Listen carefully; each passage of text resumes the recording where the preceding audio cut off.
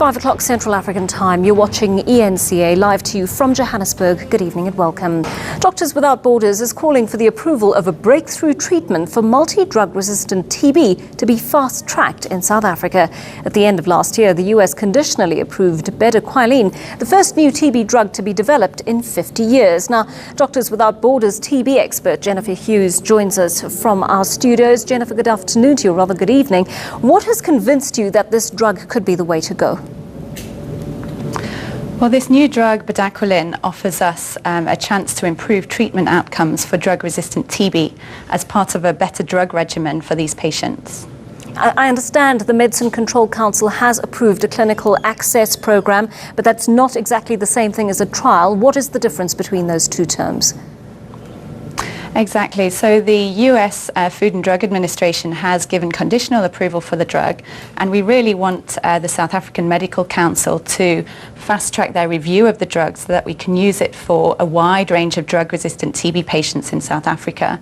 At the moment, they have only given approval for a clinical access program, which is really for a select number of patients from selected sites around South Africa to receive the drug, and they're really patients who have no other treatment options. So it's not for general DRTB patients, but just those who really don't have a chance of cure. Just how widespread is drug-resistant TB in the country at the moment? So at the moment in South Africa, probably around 10,000 patients are being diagnosed each year, but the reality is that there are likely to be many more of those who are undiagnosed. Around 10% of the patients who are diagnosed with multi-drug resistant TB probably have more extensive resistance. And how can this new drug be made more easily available to the numbers of people who need it? So really we want the South African Medical Council to review the literature and the data available to them to see really whether this drug is safe to use in the general population for patients with drug-resistant TB, and that will be the way, once it's reviewed and if it is approved, then that will be the way that patients can access it. How long could it take to review the drug?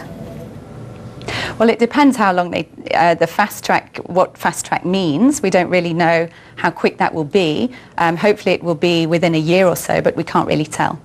Even if it is available, we know that a large part of our population struggles to afford many of these drugs. How expensive or cheap will it be? Sure, so we don't have any data on a fixed price at the present moment, but Janssen, the pharmaceutical company, do know that those who most need the drug are probably those who are unlikely to be able to afford it. Jenny Hughes, TB doctor with Doctors Without Borders, thanks very much for talking to us this evening.